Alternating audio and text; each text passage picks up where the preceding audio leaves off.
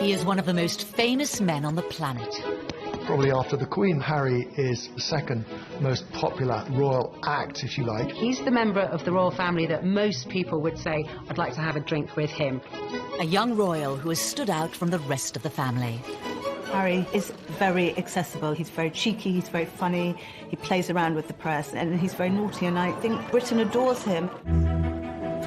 But behind the smiles, Prince Harry has had to face unique difficulties. From his parents' very public marriage breakdown. Harry was very often devastated by what was so public. To losing his mother. He said that no child should ever have been made to do what he did. And struggling to find a role for himself. On the right! Quick! March! Tonight, royal experts and insiders lift the lid on Prince Harry's inner turmoil. If you look back over his life, you can see moments where his troubling side has come to the fore. And we reveal how the problems of his past led him to his present path. Harry blames the media for the death of his mother. He was determined that they wouldn't do for Meghan what they did for Diana. Living a life of privilege, are some of Harry's issues first world problems? Or has he been expected to suffer in silence in an institution famous for keeping a stiff upper lip? I think he's very warm, I think he's very fun-loving, but I think he's also quite troubled, and he's quite open about that. He is quite conflicted when it comes to balancing his private and public life, and really always has been. He said he wants to be ordinary. He can't be ordinary. He is a member of the royal family.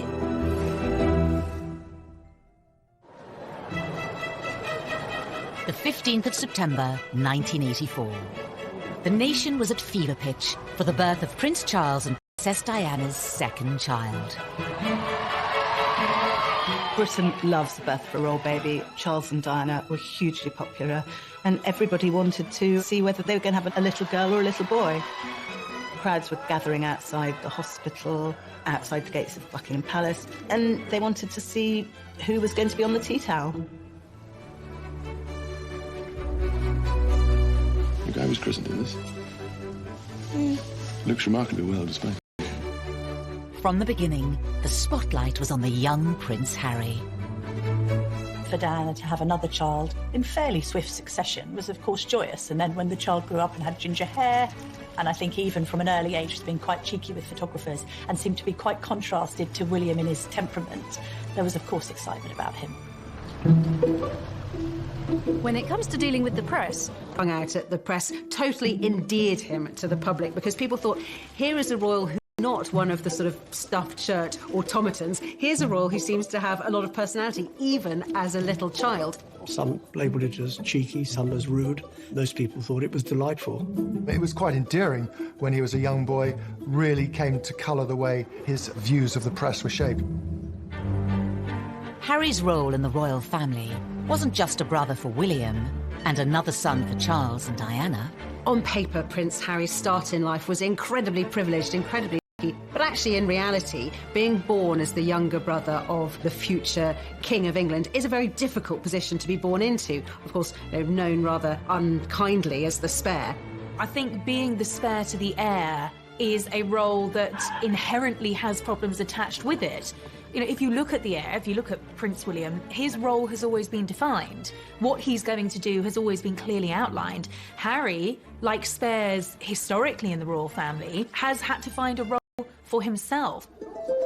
To some, Prince Harry grew up in the shadow of a brother destined for the throne. He was always less than his brother. The late Queen Mother used to invite Prince William over for tea and talk to him about his future, and not invite Prince Harry. The Queen Mother always made sure that Prince William was seated in a prominent seat next to her, and Harry never was. Diana would take the two boys to Highgrove in Gloucestershire. And on this particular occasion, Diana was driving. I was sat in the front, William and Harry in the back. You know, they clearly got off to a bad start because they were both arguing before we even left. Harry out of nowhere just said, William, you know, one day you'll be king. I won't. It doesn't matter. Therefore, I can do what I like. You can take that comment two ways. It can indicate envy, if you like, that William's got this great future as king, but also there's an element of, I'm free. I'm going to be able to choose my own role in life. While the young princes may have been aware of their unequal positions, their parents were determined to raise them the same way. Diana was very conscious that she wanted the palace to treat the boys equally and to give Harry as many opportunities that were afforded to William. You know, Diana was very fair about how she treated them. There were no favourites, as I saw it. Prince Charles shared Diana's concerns about making sure the boys shared things in their early years, but certainly other more senior members of the family were privately would say, well, this is nonsense. I mean, William is the future. All our efforts must go into educating William. It was William who the Queen would invite for lessons in kingship, if you like, when he was at Eton and she was at Windsor Castle. But while Charles and Diana tried hard to keep their sons happy, their own relationship faltered. That with regret, the Prince and Princess of Wales have decided to separate. Harry had many problems that many people in the West have all the time in growing up in a broken home. But his broken home was exposed on a most extraordinary scale. The entire planet tuned in to learn every detail about the Charles and Diana separation and divorce, and inevitably the focus on Harry and William followed. Harry was very often devastated by what was so public. He couldn't understand why his mother would wish to be so public with so much of her life. Harry was always the baby of the family, and whether it was at school or whether at home, every effort was made to shield him from the newspaper headlines and to protect him from his parents, who really, by that stage, were in a pretty bad way. The War of the Waleses saw Charles and Diana's separation and divorce play out on the front pages and to TV audiences of millions.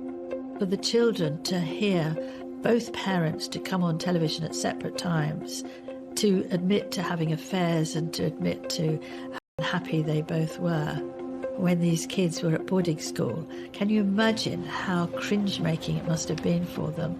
Highly embarrassing. And I don't think that makes them secure. In later years, Harry would admit his parents' divorce left him feeling like he didn't spend enough time with either of them. I think Harry found it quite difficult kind of being shared between parents and spending some time at Kensington Palace with Princess Diana and then going to Clarence House and then to Highgrove, his father's property in Gloucestershire. In this sense that he didn't really have a permanent home was difficult for him. The divorce was finalised in 1996. A year later came a far bigger blow for the royals, and especially for Harry, at the age of just 12. We have reports from Paris that Diana, Princess of Wales, has been killed in a car accident. Harry really did feel the loss of his mother. Being the youngest, he was, as much as William was close to his mother, he was probably a little bit closer. It's incredibly difficult to lose your mother at such a tender age, especially if you're in the public eye. And I think that Harry's had a unique set of circumstances to cope with.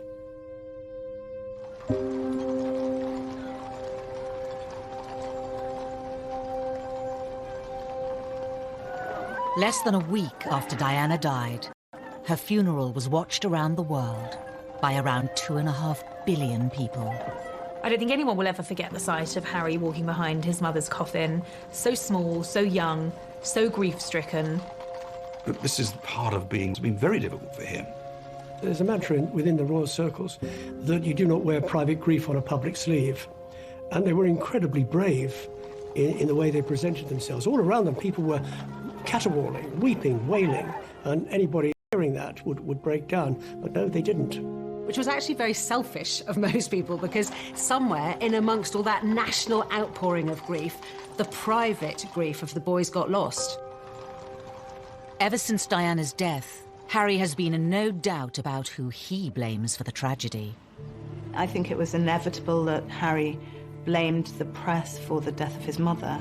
In fact, it was much more grey. There were a lot of photographers outside the Ritz Hotel, but both Diana and Dodi chose to go out that evening. Being part of this family in this role, in this job, every single time I see a camera, every single time I hear a click, every single time I see a flash, it takes me straight back. So in that respect, it's the worst reminder of her life as opposed to the best. For 2 decades, Harry said very little about losing his mother. But in recent years, he has lifted the lid on the emotional turmoil he's been experiencing. He's said that no child should ever be made to do what he did. The experience of that, the trauma of losing his mother, has culminated in years of personal crises for the prince, something that he's struggled with in adulthood.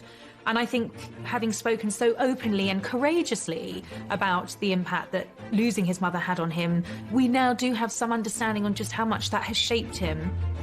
Harry revealed he had been seeing a mental health professional to help him with his grief. It was a big surprise when Harry came out and said he'd had these mental welfare problems, the fact that he'd sought help, treatment. We learned that it was William who had not forced him, but said, you've really got to get some help here. We also learned that he'd taken up boxing to try and control his aggression, and the aggression was a consequence of his mourning, and he was still dealing with his grief over his mother's death. But it would take nearly 2 decades for Harry to seek help. In the years after Diana's death, the young prince would deal with his troubles in a very different way. The sadness and the grief would make him behave in a very inappropriate way. He had problems with excessive drinking and also problems with drugs.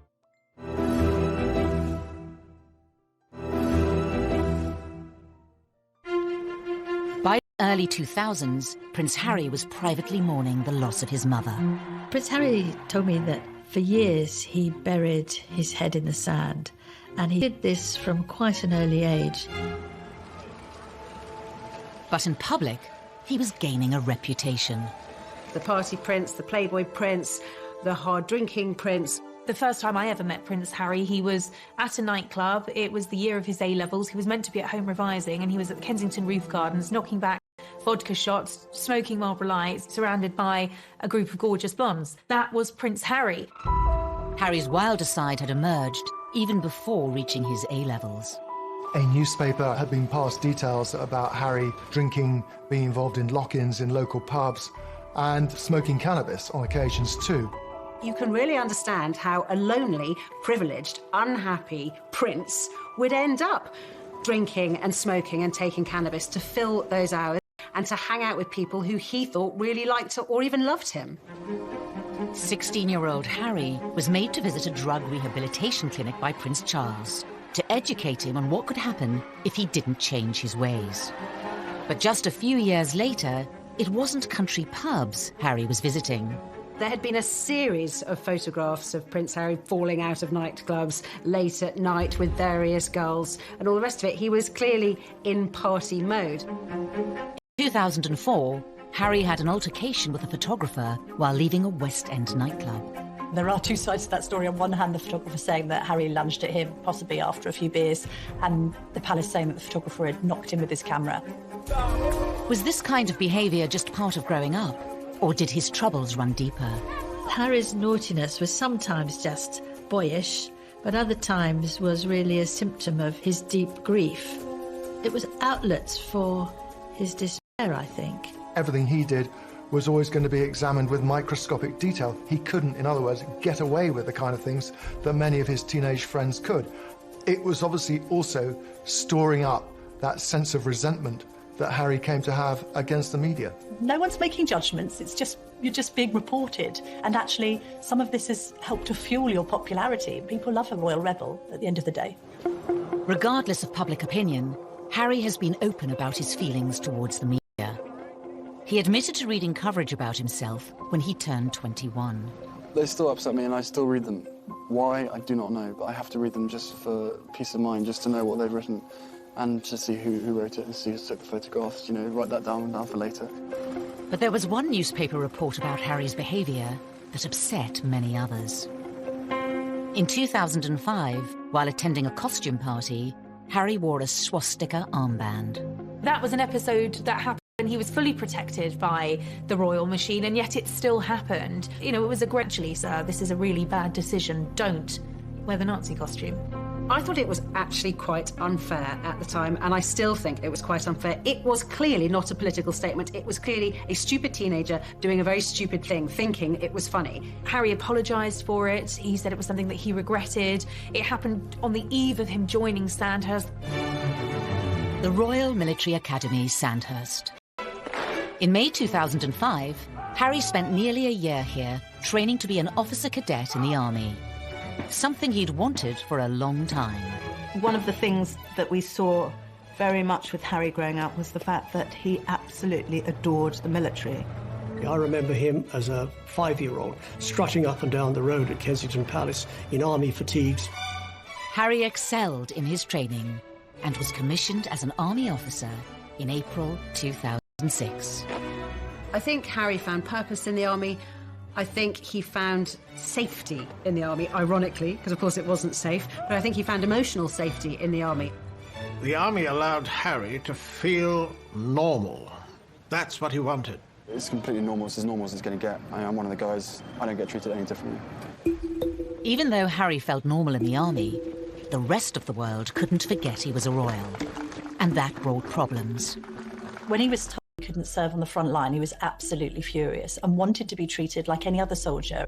I have decided today that Prince Harry will not deploy as a troop leader with his squadron. There was a U-turn on a decision to deploy Harry to Iraq in 2007 over safety fears. I joined the army unless I thought I was going to. Simple as that. If they said no, you can't go front line, then I wouldn't drag my sorry ass through Sandhurst, and I wouldn't be where I am now, because the last thing I want to do is have my soldiers sent away to Iraq or wherever like that, and for me to be held back home, twiddling my thumbs, thinking, well, what about David? What about Derek? At that time, everyone else was going to Iraq, and he felt he should too, and it was enormously frustrating for him. Eventually, Harry was allowed to serve in combat zones. In 2008, it was revealed that he had been deployed to Afghanistan. The day he flew out, he was ecstatic, really. He said that being in theatre in Afghanistan, you know, something that most people would find frankly terrifying, was as normal as he was ever going to get, and he loved it for that reason. But his time on active duty was short-lived. A media blackout was imposed on Harry's posting for his protection until an Australian magazine revealed where he was, and he was forced to leave. He'd had his opportunity in Afghanistan cut short. He could see which way the wind was blowing, that it was unlikely he'd get another retraining to become a very competent Apache helicopter pilot, and this allowed him to have a second bite at the cherry and to go back out there. On his second deployment, the media were allowed much more access to Harry. Not that he was happy about it. And so what do you think the public perception of Harry is? I don't know, it fluctuates. It depends on what the media want to write, I suppose. I mean, you know, I'm out here doing a job and I really enjoy it. I never wanted you guys to be out, but there was an agreement made to invite you out on the deal that the media didn't speculate before my deployment. That's the only reason you guys are out here. Harry may not have wanted the cameras there, but it did give the world a chance to see him in his element. If you speak to anybody in the military, they will always say he was absolutely fantastic. Being dragged away from my guys, I think it was all done, it wasn't done in the wrong way, but it was just...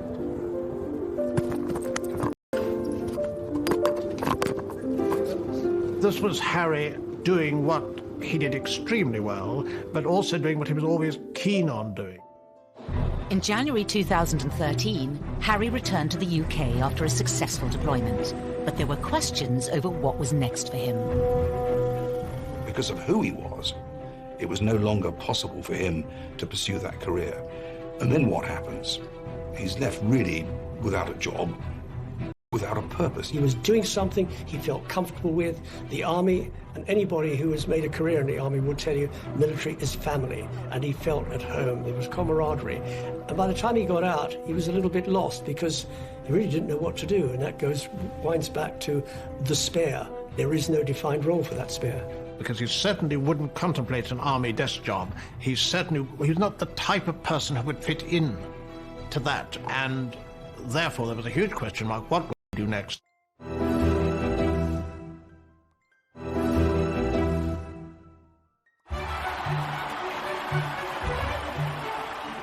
In April 2011, the world watched as the future king of the United Kingdom married his queen. Best man Prince Harry was by his brother's side as William officially settled down. Roger, before 20 seconds and I request and as low as possible. But in between his army tours, was Harry ready for the same thing? They're still talking to you. Or did he still have some growing up to do? The Americans arrived, all is well in the Empire. It didn't seem then that he was yet quite ready to settle down. Oh, there it is. Yes, Harry was a prince, but he was... 2012 was, of course, Harry let loose in Las Vegas. In a Las Vegas hotel, however, it is most unwise to play strip pool. According to the advertisement, what goes on here stays here. In Harry's case, it certainly didn't. Once again, Harry was front-page news for all the wrong reasons. For some, it was Harry the lovable rogue. The tabloids ran the images of him basically stark naked, covering his crown jewels, I think. There was no wrongdoing there. It was a bit of harmless fun. And what's been interesting about Harry is actually quite a few of these episodes have endeared him to the public even more. But Harry was still struggling to reconcile the role he had been given at birth and the man he was becoming. Probably let myself down, let my family down, let other people down, but at the end of the day, you know, I was in a private area and there should be a certain amount of privacy that one should expect. But, you know, it was probably a classic example of me probably being too much army and not enough prince, is a simple case of that. After Harry's second tour of Afghanistan, he found a way to combine being a prince with his passion for the military. Your stories move, inspire and humble us. You prove that anything is possible if you have the will. Welcome to the Games. Welcome to Invictus. He founded the Invictus Games, helping disabled and wounded men and women from the services. Invictus was also a way for Harry to address his own troubles, as Angela Levin discovered when she interviewed the prince. I said, well, my first question, Your Highness, is that I've seen you on so many occasions with people who are damaged, with young teenagers, ex-servicemen and women, and you are completely brilliant with them. You know what to say and the way to say it. And I wondered whether you were using these occasions to also help yourself with your own mental health issues. Absolute silence, and I thought, help, I'm going to be thrown out. Seemed like ages, and then he said, that's a really big question. Silence. And he said, you're right, of course. He felt that he was helping others who were probably suffering the same as he was, because those in the Invictus Games, they're also suffering. This was Harry's way, undoubtedly, of continuing links with the military, which he wouldn't do from a desk job, but wanted to do in the wider world, following his mother's footsteps as well for charitable activities. Harry had created an outlet that gave him a purpose and allowed him to help others. But what about his private life? His relationship with his brother was always close. Every year, he is the one person on this earth who I can actually really, you know, we can talk about anything and we understand each other and we give each other support and everything. They were two peas in a pod. They looked out for each other. We're brothers, not lovers. Right? There's a difference. For some, Harry gaining a sister-in-law highlighted the need for him to move on and find his own partner. Inevitably, there was sort of a little bit of gentle mockery about him as a sort of the third person in the marriage of William and Kate on this occasion, of course, because they were so close, they did things together. There's an awkwardness to that scenario, a couple trying to carve their own path as newlyweds, and then a prince who's got a great deal to offer, and which takes precedence, and who's more popular when it comes to the press, and how does that work in tandem? So I think there was always friction in that regard with the three of them. Ladies and gentlemen, on behalf of the captain and crew, welcome aboard this flight. We hope you enjoy flying with us. Before takeoff, we would like to encourage all passengers to watch our cabin crew display the safety features of the aircraft. 10, 9, 8, 7, 6, 5, 4, 3, 2, 1, 0.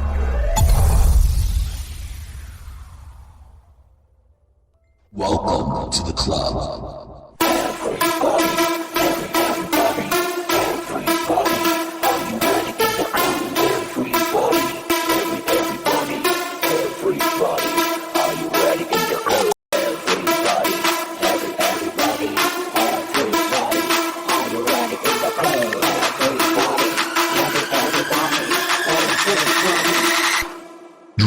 police. I think what changed things for Harry was William having his own children, and Harry looking on at Kensington Palace where they were neighbours and thinking that he probably wanted that for himself. It's fantastic to have another addition to the family. I only hope my brother knows how expensive my sitting charges are. It was always inevitable that Harry was going to want to live his own life. Put some effort in. It's the wizard, never the wand. But for Harry, finding a princess of his own would prove difficult. The first love, Chelsea Davy, the girl that he met in South Africa, who he fell head over heels in love with, she had 8 years to look into the goldfish bowl of royalty and to realise absolutely this wasn't the life for her. He lost Chelsea because she didn't like to be in the spotlight. Harry was disappointed, but he was very much younger. Relationship with Cressida Bonas, who was a budding actress. And she, too, didn't like the idea of media intrusion. The media's got a knack of destroying relationships, and she didn't like media intrusion and really didn't want to pursue her acting career, and she walked away. For years, Harry was troubled by his position and the scrutiny that came with it, which would scare women away.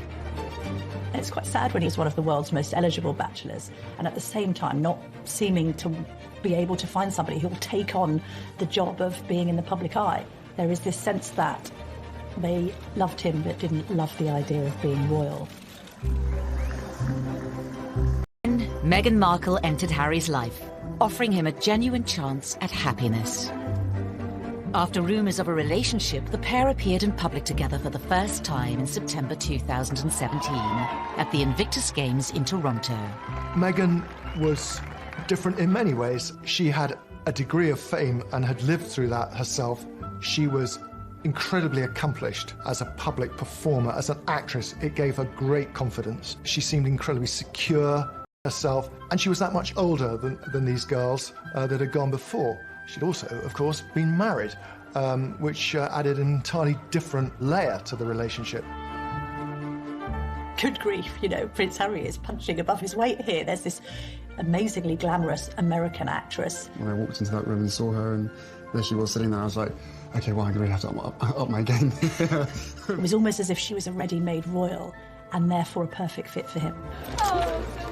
In this strong, striking, confident woman, there was actually someone who was very capable of handling the pressure and the scrutiny of being in the public eye. That was something that neither of his two girlfriends had been willing to take on. But the scrutiny would soon affect Prince Harry and his new girlfriend. He issued an unprecedented statement saying, Meghan Markle has been subject to a wave of abuse and harassment. I did not have any understanding of just what it would be like. I don't think either of us did that. We both said that, even though we knew that it would be. Yeah, I tried to warn you as much as possible, but I think both of us were totally surprised by the reaction after the first 5-6 months when we had to ourselves. You could see that the old thorny issue of Harry's relationship with the press was raising its head again. Quite a lot of the press was very, very charged about her background, headlines like kind of straight out of Compton and all of this kind of thing. There was quite an unpleasant tinge to it. There has been some very negative publicity. Not everything that was troubling Prince Harry was in print or written by journalists. Horrible, horrible stuff on social media, and I'm sure they weren't scrolling through it all the time, but you will see this stuff. You know, they're modern young royals. Of course they're going to be on social media. This time, though, the relationship survived. Harry asked Meghan to marry him. What were we doing? Just roasting chicken and having Trying to roast chicken. Trying to roast a chicken, and it was just an amazing surprise. It was so sweet and natural and very romantic. He got on one knee. Having watched Harry grow up, the public saw this as the moment to put his past behind him. They wanted Harry to be happy. They adored Harry, and they wanted him to be content and find the right person.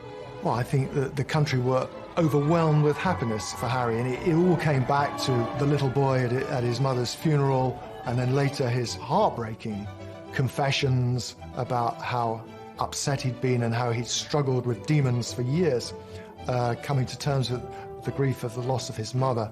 And then he should find this remarkable young woman who has such a different background from him, whom he was so clearly in love with.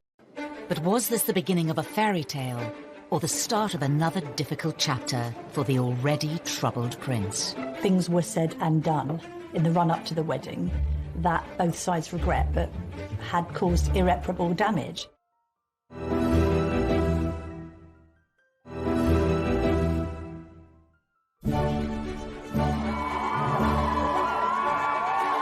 On the 19th of May 2018, all eyes were on St. George's Chapel in Windsor. The wedding day was wonderful. Meghan looked beautiful in her dress. Harry couldn't have looked happier. The ceremony itself was so vibrant, it was so new, it was so different, it was so unique to the two of them. And I think it was the start of something very, very happy and very, very special. Nobody can deny that the wedding day itself was sparkling. It was magic. It was like Disneyland. But not long after, Harry was once again facing familiar troubles with the press. The wheels started to come off amid suggestions that the couple had been a bit difficult over the planning of the wedding, and that demands were being made that perhaps weren't quite in proportion with their place in the royal pecking order. He said before the wedding, what Meghan wants, Meghan gets.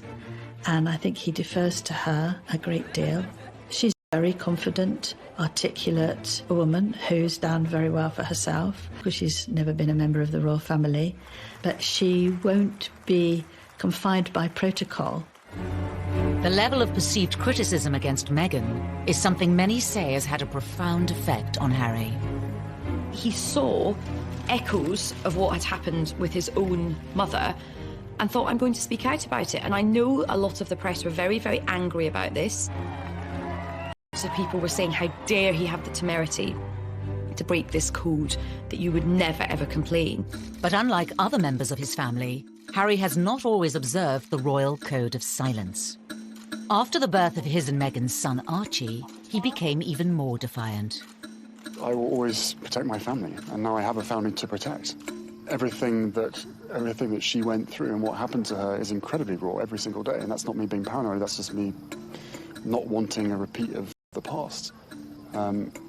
And if anybody else knew what I knew, be it a father, be it a husband, be it anyone, you'd probably be doing exactly what I'm doing as well. I think Harry fears that there will be parallels between his own relationship and that of his mother, and he's very keen to protect Meghan and Archie. I mean, I have the two best guys in the world, so I'm really happy. Harry is so protective of Meghan because of his mother and this idea that he doesn't want any other woman in his life going through what Diana went through. The trouble is with that is he has rewritten history somewhat, because although there was undoubtedly a hounding of Diana, there was also a manipulation of the press. In the eyes of some, criticising the press for criticising them hasn't always been warranted.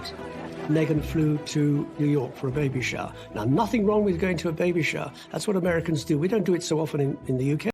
But she flew over a private jet. What's wrong with a commercial jet? They went to Ibiza and the south of France in private jets. What's wrong with commercial flights? And that's when they were getting criticised, because they'd been preaching climate change, they'd been preaching the environment, they'd been preaching global warming, and doing all the things that they shouldn't be doing. Everybody deserves a critical word written about them. Nobody should be above reproach. The press accused them of hypocrisy, and there's no question also that they weren't, it seemed, listening to advice or paying much attention to precedent. All of this made the atmosphere very unhappy. While the press levelled criticism in public, behind palace walls, Harry was allegedly facing troubles of a much more private nature. One of the things that unquestionably adversely affected the relations between Harry and William, who were so close for so many years, was a series of rumours too quick in being engaged to Meghan. There was a brotherly discussion, which I think was voiced out of concern from William, but was misinterpreted as a lack of support. Things were said and done in the run-up to the wedding that both sides regret, but had caused irreparable damage. Was Harry losing the one person he could trust? The brother he was so close to throughout the troubles of his childhood? There are also clearly unresolved issues and a distance between the two brothers that has never been there before. In 2019, the brothers split their royal households. And later in the year, Harry even addressed the rumours of a rift. Inevitably, stuff happens, but look, we're brothers. We'll always be brothers. We're certainly on different paths at the moment, but I will always be there for him, and as I know, he'll always be there for me. We don't see each other as much as we used to because we're so busy. But I love him dearly, and the majority of the stuff is the majority of stuff is created out of nothing. But it's just, as I said, as brothers, you have good days, you have bad days. The writing was on the wall. It was, in effect, a declaration of independence. The Duke and Duchess of Sussex have announced that they are carving out what they call a new role for themselves. They intend to step back as senior members of the royal family and work to become financially independent. In January of 2020, Harry and Meghan announced they would be stepping down as working royals. Prince Harry and Meghan had been out in Canada over Christmas trying to work out how they wanted to proceed into the future. I think Meghan and Harry decided to step down as working royals because they felt that they were being constrained by the palace system. Once Meghan and I were married, we were excited, we were hopeful, and we were here to serve. For those reasons, it brings me great sadness that it has come to this. This is unprecedented. It is an abdication in all but name. It's pretty seismic for the House of Windsor. There was a sense of being hurried about it, and I don't think the Queen, for one, was quite ready for it to come out as it did. After negotiations with the Queen, it was decided Harry and Meghan would lose the title Royal Highness. They would no longer receive royal funds. The official departure date was set for the end of March. But it seemed Prince Harry was keen for the new chapter of his life to begin.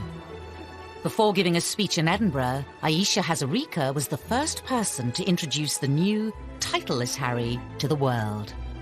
I met him, and what happened was I was going into the room and I was very unsure about what to call him. I mean, his advisor just said, look, just call him Harry. Just call him Harry. Please give a big, warm Scottish welcome to Harry. I turned him from a prince into a commoner. I have that effect on people. But it was actually very fitting because this was him ending one period of his life and beginning a new period. Harry and Meghan's final royal engagement was in early March, and for some it seemed the prince's troubles were still on display. To use common parlance, the Commonwealth Day service was #Orcs. There was quite a lot of tension there. There was some interesting body language with both of the brothers studiously examining their programmes and not really talking at all. Meanwhile, Meghan's there with a megawatt smile, trying to make the best of things. The lack of warmth between them was, well, yeah, I mean, from having seen them so close for so many years, it was quite startling. The couple plan to split their time between Canada and the UK. Whether that will solve Harry's troubles remains unclear. We will see whether or not that brings the contentment and the peace that they're seeking. He knows in his heart what he wants to be. He said he wants to be ordinary to me. He can't be ordinary. He is a member of the royal family. Wherever he goes, he will be known as a member of the royal family. It's still unclear how the couple's new life, away from palaces and courtiers, will pan out. The Queen has made it very clear that she would always welcome him back, and arrangements where they have to drop the titles and not receive the sovereign grant and all these restrictions are only for a year, and after that it's going to be looked at again. So they're really under the watchful eye of the royal family for the first year, which they probably don't like at all. The future for Harry and Meghan poses many questions. Will they be free to speak their mind? Recently, Harry was caught off guard by Russian comedians in a prank phone call in which he spoke candidly, unaware it was a hoax. I don't mind saying this to you guys. I think the mere fact that Donald Trump is pushing the coal industry so big in America, he has blood on his hands, because the effect that has on the climate and on the island nations far, far away, again, out of sight, out of mind. I think he's definitely going to be off the leash. I mean, I don't get the impression he's going to be sort of gratuitously, confessing all, but there will come a point where I think the lid will get lifted on this whole saga. Despite his popularity with the British public, Harry has long been a troubled prince.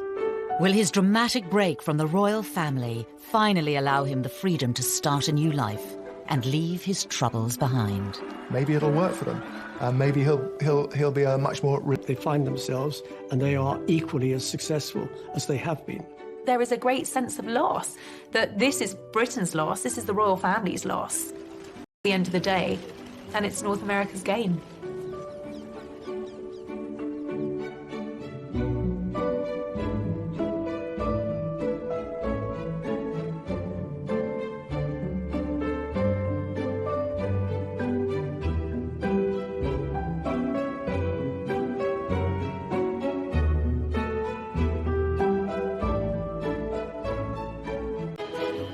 He is one of the most famous for keeping a stiff upper lip. I think he's very warm, I think he's very fun-loving, but I think he's also quite troubled, and he's quite open about that. He is quite conflicted when it comes to balancing his private and public life, and really always has been. He said he wants to be ordinary. He can't be ordinary. He is a member of the royal family.